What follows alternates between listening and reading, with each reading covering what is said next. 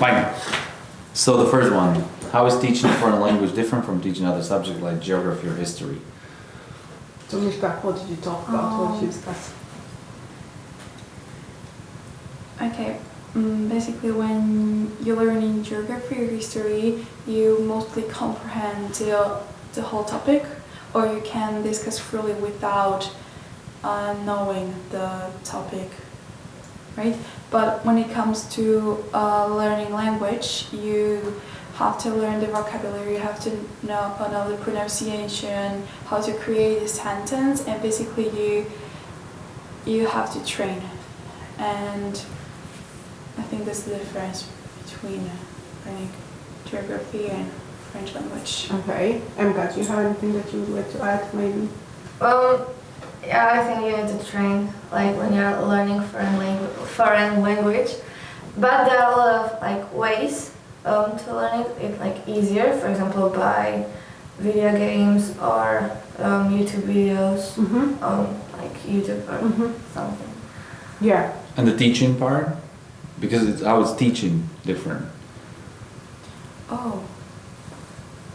Okay, I think it's harder to like teacher needs to like know like really well the English to teach it.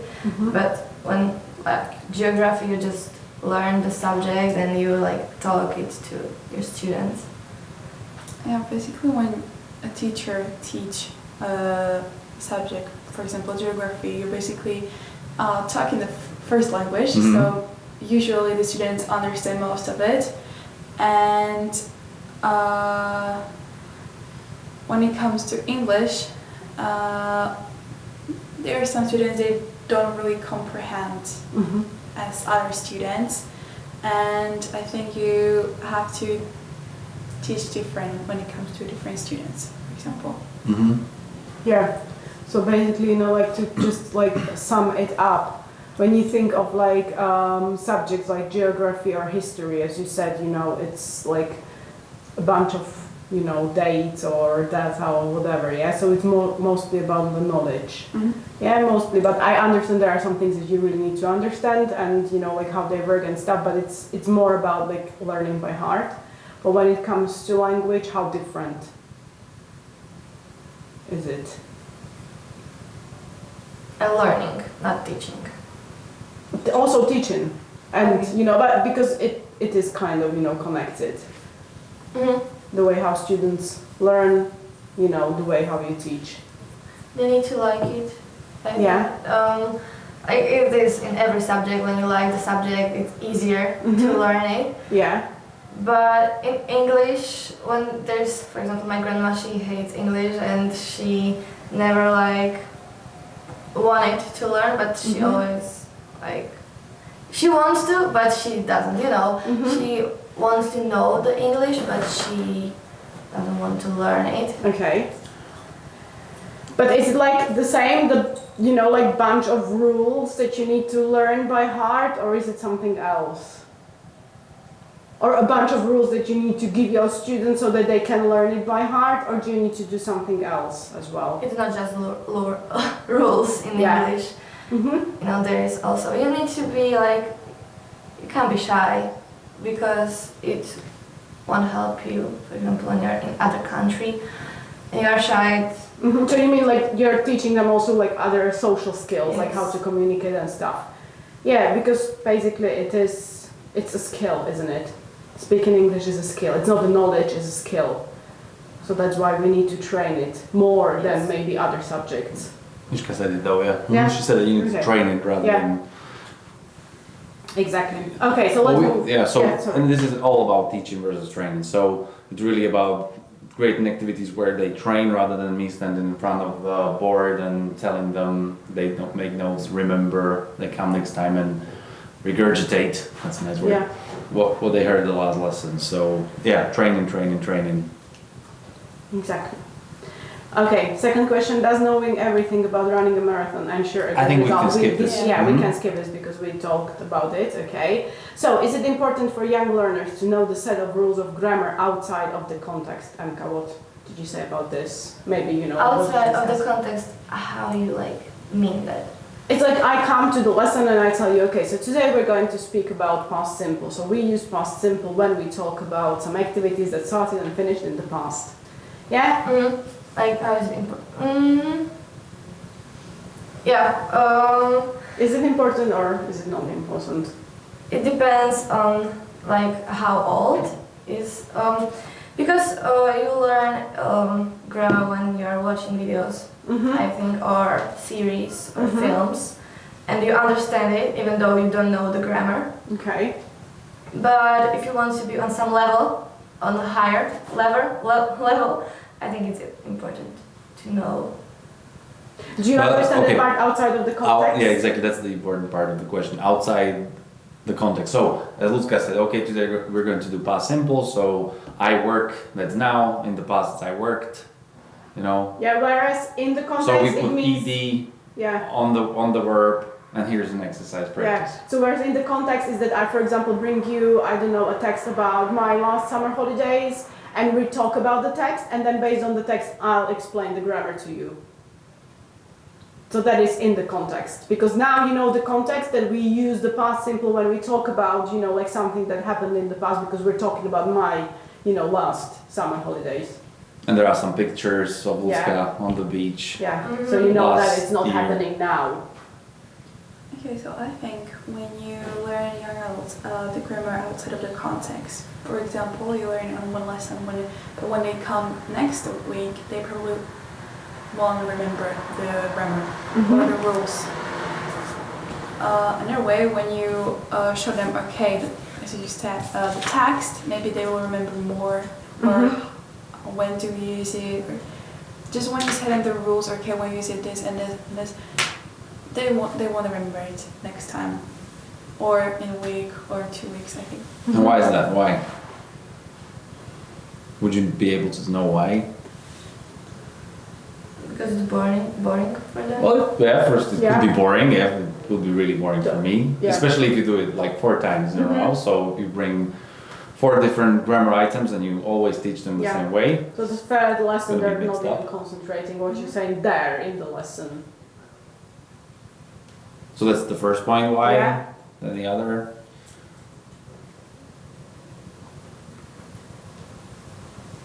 Do you think, let's say, I don't know, a 7-year-old, so a second grader, would really understand the rules of, I don't know, using It's easier present for simple, them present to continuous? learn based of some, story or something, than to just tell them Yeah. the rules and here you go. Because some of them don't even know the grammar rules of their own language. But it's not important. So yeah, it's really boring. Secondly, they don't think about language. No. They don't think about grammar rules. They just want to use language naturally, Mm-hmm. and it's more natural to use it in the story. To remember exactly, it's more memorable, as you said, because you see the pictures. You will remember Lucka's story. You remember the whole thing, rather than just ed because it wasn't. So you connect it. It was in the past. That's the context is natural It's for. like in Tarieri. Mhm. Like you have the card and you are teaching them. I like playing football. I like watching movies. It's not like okay after like you have to use ing form. Yeah. Right? Yeah. Yeah, 'cause Exactly. they Yeah. don't even know. Yeah, what is ing? They can't read. Mhm. So, yeah, perfect. Yeah, exactly. That's the. And that's the training part again, because Yeah. it's more important for them to say, I like playing, I like skating, I like. And see the context in the picture, because they see Yeah. the context in the picture. The context doesn't have to be text, it might be a picture. Mhm. Perfect. So context is really important, and it's also for vocabulary. So Okay, number 4, how important is to explain grammar? Like really explain. Mishka, what do you think? What did you discuss? Okay. I think that it's more important to talk in the language than learn the grammar, because you can create or make a sentence without knowing the grammar. Mm-hmm. I don't know if you understand what I'm Yeah. trying to say. Definitely. You mean like more of kind of like a natural Yes. learning where you copy somebody else and you might not even know why you used this like particular grammar structure. Mm-hmm. Okay. And what do you think, Emka? I agree with Mishka. You can understand the English without knowing the grammar that much.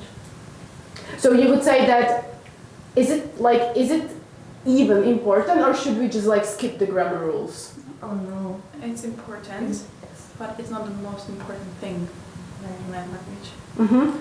Because what I'm picking up from MK is like whenever you watch series, you're unintentionally learning anyway. So why do we even do it? You know. So or is there another way rather than explaining grammar? What So do you you think? as a teacher, you know, like standing in front of again, you know, like whiteboard and explaining the grammar rules.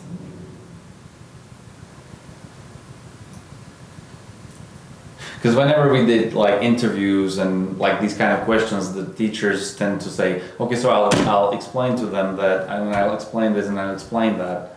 So do you think that this is the right way, or do you think that there could be an alternative and it could work maybe the same or even better? Maybe ask students what they think about how, like, when they are like grown up, like Older. Yeah, older.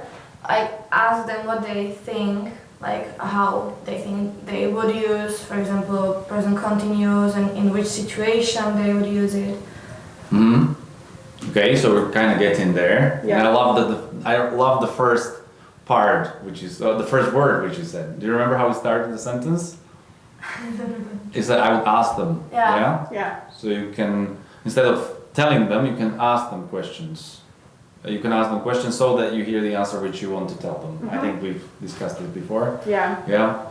So just, you know, like to very quickly, you know, if you start explaining the grammar rules, I can tell you that, okay, if you have like 6 people in the group, after a minute, maybe just one is listening to you. Yeah, and the others are like staring out of the window, maybe like doodling something or whatever, yeah? Because it's boring for the students. Whereas when you ask them, constantly ask them, they always need to be, you know, like present.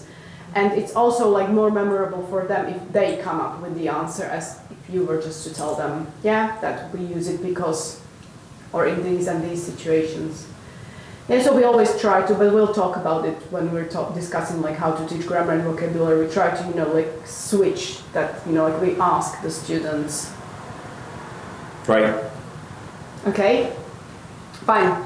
Number 5? Okay, how much should the teacher talk about the language? As we said, you know, like talk about the language, yeah. In like this part, for me, it was boring when teacher was again and again talking about the language, like when you use this, and I forgot it. I like need to like remember it, and it was no fun. Mm-hmm. So not that much, but they like should talk about it, but not that much. Yeah. Mishka? Yeah, I agree.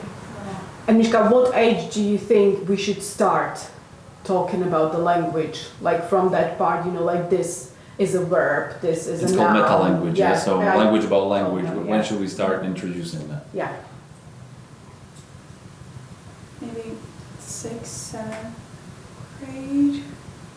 Maybe when they actually understand those things in their first language. Yeah. Absolutely. Mhm. Definitely. So Yeah. there is no point of talking about this to, I don't know, a 3rd grader because they don't know. You never tell daddy kids. Yeah, okay, this yeah, this is present simple. Yeah. And then translate it and make them write about it Yeah. and so on. Yeah. And of course, for example, we struggle with that from the teacher's part, the parents' part, because they want to see this kind of Yeah. stuff, because this is the old traditional way, but of course, we need to do the Yeah. job of explaining. Yeah. They that check it's their not the notes right and they're way. like, oh my gosh, but they have no like, you know, like real notes like present, simple, underlined, you know, and then How can like, they know the structure of Yeah. the sentence if they don't know how it works? Well, they will, but eventually not now. Yeah. Because It's like in school. It's the school system. Yeah. Exactly, yeah. Like there are rules and you need to know them all.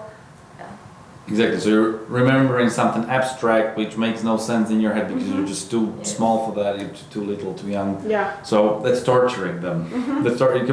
They're memorizing things and they're not going to be able to use it because No. they're not making the connections No. between what they're saying and what they should be doing. So again, training more important than teaching. Yeah. And then there are other ways again how to show them maybe how it's done. Which Like- we'll of course get to, but this- Okay. How can we make it easier for the students to understand grammar and vocabulary? So we kind of discussed it, but do you have any ideas about this, Anka, maybe? By playing games or fun exercises or watching videos. But to understand To this time, we're going understand. to understand it, not only To to use it. use it. Yeah, Now- there are also like And now we're talking, sorry, we're talking about a little bit older students, right? Yeah. We're not talking about like Okay. pre-primary. Well, we can talk about them as well, because it's, you know, like, Okay. there are some things that are similar. For example, when there were students who did not understand the difference between present simple and present continuous. For example, okay, so I sit down in a chair.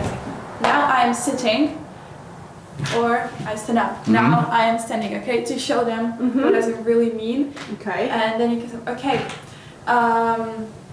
I play tennis once a week, and now I am playing tennis. Can you show me the difference, or can you say me the difference between these two sentences? I think that's more how they really would understand the grammar, besides the writing down on the board. Yeah. That's So like miming, we can say, yeah, miming of the language. Yeah, that's one of the things. What else comes to mind? What else could you use? Maybe if you didn't want to, like, you know, jump around. yeah. What else could you use? Watching videos might help. Okay, yeah, definitely. But why videos? Like, would you show them a video where it would be spelled out rather than you saying it? Or what kind of videos? Because You mean the videos of people showing the actions? Maybe, for example, vocabulary.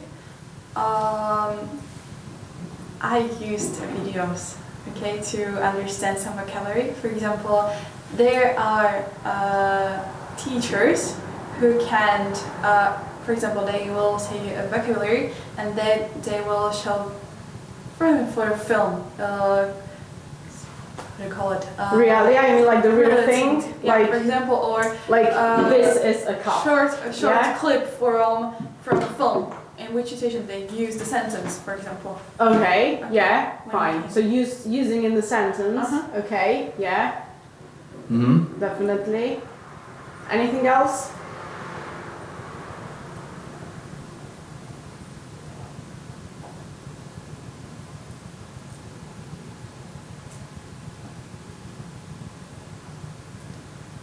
In Teddy they learn from short stories. For example, when you have them on the cards Mm-hmm. and you are reading a story and then you ask, oh, do you remember what is a carrot from this? So you use because we talked about miming, I know that you do a lot of miming, the gestures in Yeah. Tadiedi, but you also use You use cards. the picture. Yeah. Yeah, the pictures, yeah, they also help. Okay. yeah, so in And this all, sorry to interrupt you, it's, what is it? You know, like the pictures, the stories, the videos, the miming. Can you guess like what that is? We talked about it like a couple of questions before. The context. Yeah, exactly. That's the context. Yeah, it helps them to understand. The context doesn't need to be, you know, like a story or whatever. It can be like a group of, let's say, you have food. Yeah? So that is also a context that now they can guess that maybe, I don't know. Yeah? in vocabularies, there are a lot of activities where you categorize things. Yeah, you put them in right columns based on color. I don't know, use whatever. So rather than saying, okay, how do you say pes? And they would say dog. You would probably create an activity where they would have to do something with the Yeah. words, put them somewhere. Mm-hmm. I don't know, identify them in the pictures. Yeah. Yeah. So show me something which is orange. Okay, what is it? It's a carrot. Yeah, rather than again, mrekva. You know, that would be boring for them. Yeah. And there are activities we're going to talk about them. It's just we want to show you what not to do and what towards which way you want to tend when you're teaching. Yes. Okay, how much should the teacher translate in language one? And what do you think? It depends on the student. You can have like 5-year-old child which doesn't know a lot of words in English, so you need to translate them a lot. But then there's older, for example 10-year-old, which know more, so you don't translate them that much. But when they like want to know you help them, you translate them. Mm-hmm. My additional question would be like, how would you avoid translating? Even if you thought that, okay, I could translate, it would be the quickest way, Yeah. but Come in. how would you avoid this? Maybe. Hello, sorry for the little delay. No It's worries. alright. Are you You're okay? here, you're okay? Yeah, kinda okay. Kinda? Do you think that you can handle that? Yeah. Yeah, okay, right. I don't totally agree with Anna. For Mhm. example, in Teddy it's Discussing these I not questions. only like No, we're translate moving all on. the Okay, thank things, you. but for example, if I wanted to alert them, can I please go to the toilet, and I'll say in Slav language, możemy znać Mm-hmm. toiletu. Okay, I'll say, do you want to go on toilet? And then I would say, chcecie iść na WC? Mm-hmm. Okay, and after 3-4 times when they heard it, they actually understand it Mm-hmm. after 2-3 weeks, Mhm. and in the end of the year, they ask me, can I go to the toilet? Mm-hmm. Yeah, and they started communicating with me in Mhm. English Mm-hmm. rather Okay. than in Slavic language. Perfect. And like also when you think of Teddy Eddy, what is the part that you translate are the instructions. You never translate what is happening in the pictures because they can see it. Yeah, that's the context that helps them. The instructions, that's different. Yeah, because if it's like more complex, maybe you need to translate some part of it, mainly in the beginning. But what Emma said, I think that's right for it depends, for example, on the student. For example, Eliška, right? She's Yeah. a 6-year-old who can't really speak English. So I don't translate things into Slavic language. I try to say it in another way, Yeah. Mhm. for example. So give a definition. Yeah. Try to explain what it means, Yeah. right? So whenever you can avoid translation, do. But of Yeah. course, sometimes it is necessary, especially what Lucka said, the instructions Yeah, for or young things learners. that you know that are, you know, like just too complicated and you see that maybe you show them a picture, they still don't know. You try to maybe, you know, like give them a definition, they still don't know. So then maybe the quickest way is to translate, yeah, into Slovak. But Use it as Yeah. the last resort rather than the Exactly. first thing you do. Exactly. Although, with teaching, always try to go for the harder way than the easier way, Yeah. because the harder way is the better way. Because it's called the communication of meaning, and this is part of real communication. You don't understand, okay, so let's communicate about it so Yeah. that you will in the end, right? So, but if you skip this step, firstly, they will Yeah. not remember so Yeah. much because there is no, story behind how I understand this Yeah. word. So this is also an important part. And also, Not for secondly, Teddy it anymore. doesn't, train them in fluency because we want them to be fluent. So it's, like it's better for them to explain or maybe describe the word that they don't know than to, get stuck because I don't know the translation. Yeah, Mm-hmm. So this is also simulating the real life communication. yeah. picture, It's so. still better, like if they want to communicate, if they just point at something, than if they just like get stuck in their head because they don't know the translation from Slovak. Yeah, because then the communication is not happening. Okay. But the older the students get, the less Slovak. I mean, with students like Kubo, who is, of course, advanced, we never use Slovak, right? Also, there are situations where we really can't get the right meaning across, or we want to look for something similar, so that's when we would translate, but rather than that, it doesn't happen. Yeah, we don't speak Slovak No, at all, definitely right? not. And I think with kids, I know, starting at 6th, 7th grade, you shouldn't translate. Like this is the thing that, as Mishka said, like if you are kind of, consistent in the instructions, they will get it. In the second, third, like if you start with open your books and you show them, yeah, or I don't know, like answer the questions, yeah, like they will very soon understand your instructions. So you don't need to translate them really much, yeah. And if you really do need to translate, what we use is it's called sandwich method, yeah, so it's basically English, translation, English. Mm-hmm. So, do you want to go to the toilet? Chceš na záchod? Do you want to go to the toilet? To demonstrate, And yeah? always, that's one thing that I realized, always end with the English version of the question or the instruction, because if you don't, they will answer in Slovak. Because if you, say just like, do you want to go to the toilet, chceš ísť na záchod, they'll go, áno. But if you say, do you want to go to the Yeah. toilet? Chceš na záchod? Do you want to go to the toilet? They should say yes. But Kuba, what about if they answer you in Slovak? What should you do? You should try to maybe navigate the students to answer in English, and but like it depends on the age. But I think also like the younger, the 6, 7 years old students can like say the basic answer like yes, no, please, and this Mhm. stuff. Okay, what did they count? Because really, we do have some starters, so no, just a couple of words. Try to maybe say or explain them in Slovak, like the meaning or how should they answer, and then try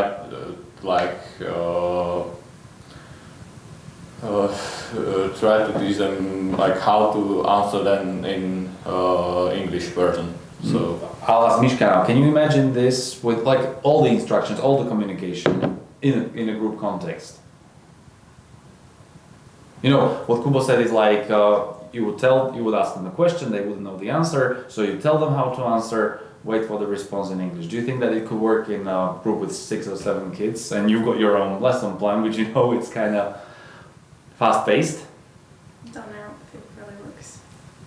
It wouldn't, think well, so. because, and it's not, I wouldn't call it important to, you don't want to demand the English answer, but you can still communicate in English. Success that they understood you. You Yeah, know, that's so- the first thing that we need to like realize is if they start answering to our questions, even in Slovak, you know, I wouldn't say that okay, you can't have them like or let them tell you the whole I don't know story from the weekend in Slovak, but if they like answer in Slovak, it's still it's still success because they understood you.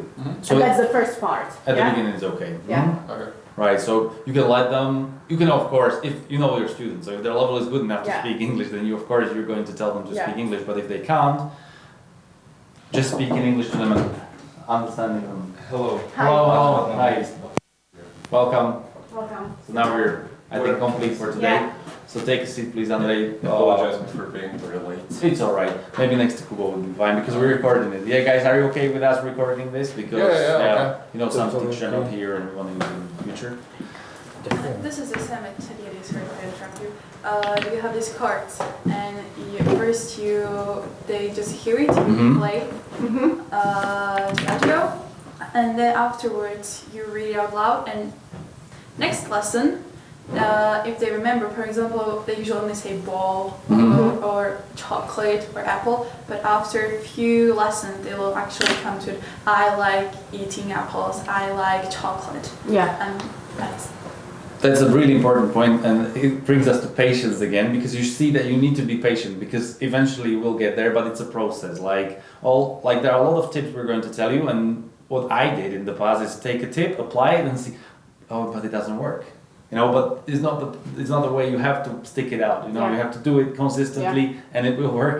But you have to trust it. You have to Yeah. believe it, yeah, and do it consistently, because And be patient. Yeah. this is me. Like there is always brilliant. I'm going to try it with the students. Oh, it doesn't work. Yeah. Yeah. And then I had to learn that patience. You need to repeat it a couple of times. Yeah, And you will get there. definitely. Yeah. Definitely. And it's the same with discipline. It's the same with language. It's the same with discipline. With everything. Right. Yeah. Okay. Guys, if you want something to drink, Yeah. yeah, Thanks. help yourself. I don't want drink, but I would like to get a pen. Yeah. Because Okay. I forget Go mine. for it, yeah. Okay, so question number 8. What activities are suitable for language training? Yeah. Okay. So girls, maybe you can talk about it. You Yeah. guys listen and you can comment on what they've said, right? Because you haven't had the time to prepare. Yeah. So we just did a brainstorming. Oh, brainstorming, my favorite word. After the camp. So, Okay. So what activities? Okay, so when I was younger and I went here, we play a game called Hangman, and there was like a lot of words, especially vocabulary, I learned from that game. So I think it's Mm-hmm. So Yeah, playing okay. games. Games. Yeah. Good. Language-related games. Perfect. Anything else? Watching videos, talking about some topics, reading. I think reading is important as much as talking or watching. Mm-hmm. Just reading with comprehension, Yeah. right? Yeah, okay. Okay. So now let's try to think of like, let's say grammar. Yeah. So you have like a grammar structure that you went through. How would you, like what activity would you use to train it? Like I really like, but older students, I really like the Kahoot. Mm-hmm. Okay. Kahoot. Yeah, I that's don't know. yeah. Yeah, Kahoot, yeah. Kahoot, yeah, that's game again. Yes. Yeah, I think it's perfect for like training the grammar. Also, like we tried it in our group, and I think it worked, and it really helped me because I learned from the book, and then I like practiced in the Kahoot, and I think this It's good for motivation, yeah. Yeah. And Jeopardy labs and all Yeah, and these it's things. also kind of competition, so Mhm. you want to, you don't want to like get the wrong answer because you want to win the whole game, and Mhm. so yeah. A competition, you can turn a lot of activities which are also Anything, boring into a basically. competition. Sometimes it works with some, students. All they need is, to do the exercise, Yeah. and under time pressure, you're going to collect points. And sometimes it works. Watch out. Sometimes it might not because there is too Really much. good collective. They're too competitive. Yeah. Yeah. And then you have a lot of crying and. So you something have to like know that. your group, right? So if you Yeah. see that there is a lot of tension because of the competitive element, then don't include the competitive Yeah. element. And also, it doesn't really work with small kids, yeah, because they're very emotional and they get like super sad super easily. So maybe it's better when you can compete, but it's much better when they compete against you, because you can let them win. Yeah. Mm-hmm. Yeah. Yeah. As you know, that works, right? Or you can have more winners. That's also Yeah, a nice one that's from the also camp. good, That yeah. like we awarded Yeah. out of 8 kids the first 5 or 6 even Yeah. with a certain amount of points Yeah. because you want to have a lot. But of with like winners. really small kids, I wouldn't do even Mhm. that, because then also the two of them that are left out Yeah. like crying. Yeah. Okay. Any other activities that come to mind? Maybe Andre, what do you think? Well, I've heard from Matusz many times. If you can let them work in pairs, let them work in pairs. Mhm. If grammar is like you teach them some formula, it works like this, and it's time to practice it. If there are like 4 students in a group, let them work in 2 pairs. They can talk to each other, maybe about things they like, and they can see that you can suit the grammar into the things you like, and well, it can get easier for them to learn because who likes to learn about So things? what would be the activity? Like so you said like we've had the formula before that we concentrated on. Now you're putting in pairs. So what would be the actual activity? So this is the type of work, pair work, great. But what would they do? Maybe let them create their own sentences. Mhm. Exactly, about the things they like to, and well, they have to use the grammar we just learned, and they pretty much have to talk to each other about it. Let's say that you have to make a sentence, you have to reply to it, you have to ask, and so. Mm-hmm. So what I wanted to ask is, to maybe get you into the right direction, is that input and output. Input is everything that you tell them. Yeah, that maybe you know the grammar structure that you talked about, or the vocabulary you talked about, Or the model text. or the model text, whatever. Output is when they use it. And we need something in between to help them. Yeah? Because you can't expect them, to start using it immediately in a correct way. So what kind of activities could be like here in the middle?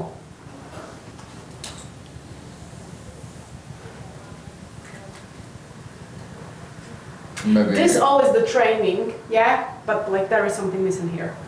like for the vocabulary part, I really like the vocable, and it's also working with small kids. But yeah, it's a game again. Which is, correct. Yeah. It's good. But what else? Do you guys do homeworks or just not like to, in book, but some fun homework, for example, them to. We do, but that would be That will be the probably output. After the output. Mm. So now we're talking like in the middle of the class. before Yeah, use as you said. language in Because sentences. that would be again output. That would be the Yeah, that output they're part. creating, They're already producing the language on producing their own. freely, Kind of. So the question, Mishka, is what activities would you put between the input where they, let's say, read the text, analyze what grammar there is, maybe even the form, and Output. output was when they actually start to use it, right? So Yeah, between on that, their is there own. anything that could help them practice it or train it, right? Yep. Brainstorm? That would be at the beginning probably. Yeah, but before the input maybe. Well, think about like what we did after we read the text. Are the exercises part of the And- output, or No. Maybe like to speak about it. Uh-huh. Like, Yeah, we spoke about it in the input part, yeah? Because Yeah. that's where we discussed the meanings of the tenses and stuff. They already know background. But exercises, yeah, that's important. Yeah. What kind of exercises come to mind? And now really remember your boring textbooks. All the stuff in the workbook, like to fill in some forms. That you have the basic form, and you have like to maybe when you learn tenses, you have Transformation. That's transformation. What Kubo is saying. So you transform from I like to he likes. Yeah. Maybe to reorder a sentence into the correct order. Yeah, exactly. Perfect. A gap fill is where you fill a gap with the with the correct form. Listening. Listening activities is the input. Mm-hmm. If So you're maybe- doing the listening lesson, then listening is the input. But of course it is important for Yeah. training listening. You need Yeah. to listen. Yeah. Yeah, definitely. I mean, you have some exercises. For example, first you have to listen Mhm. and then write down, in like for example, which sentences or which vocabulary you heard there. For example, Mhm. if you learn present continuous, did you hear I'm playing tennis, right? Mhm. Or and you write down. There are some exercises like So that. you would fill in Yeah. gaps based on what you heard. Yeah, that could be an Yeah. exercise as well. Also, like listening for gist and detail, we'll talk about it. But these tasks, if you Yeah. remember, sometimes you just need to reorder pictures in the way that you heard them in the story, or you need to say, is it true or False. false? Are there any questions maybe sometimes for comprehension? Yeah, so you need to answer questions. So it is like kind of a bridge. Yeah, where this is where they get the language, this is where they train it, but it's very, like safe for them because they have the words. Yeah, in Gapfill you have the words in the brackets, with transformation you have them already there. And then they get to output where they need to use it on their own without any help, without any, prompt from your part. So I would put games also in the output part most of the time. Oh, if it's no, Kahoot, but it would they- be, they- if it's Kahoot, yeah, then of course Because they are accuracy focused, so it is kind it depends of... on the game, but yeah, then it you have depends games on the where game. you have to Yeah, depends on the game. use a lot of output. Yeah. Mhm. But always think of this stage, because what you said, Andre, is the typical mistake we teachers make. Is we explain something, okay, now use it, but it's not that easy. They need steps. Yeah. So always think about how to build those steps for them, so they can produce it eventually. Yeah. But they need those steps. Yeah, and that's where you also, check whether they understood, or you need to, get back to something, so that when they are speaking on their own, you're not interrupting them. Yeah? With form. With Yeah, form and stuff like that, yeah. Okay, fine. And the last question, is it enough to deal with grammar or vocabulary item just once? No. No, definitely not. No. So everybody says no. Why? Kubo. Because the more you repeat it and train it, the better the result is. Mhm. Like it gets like better to your mind, and then like you understand it maybe better. You fix because the first time you train it, you fix like the major mistakes. And the second time you fix like the smaller mistakes, and then it will be perfect. But in most cases, they maybe also like more than 2 times of like repeating and training it. So Yeah, definitely. It's like, when we come back to sports, it's like, let's say that you train your abs once and boom, you have a six pack. Yeah, it doesn't work that way, unfortunately.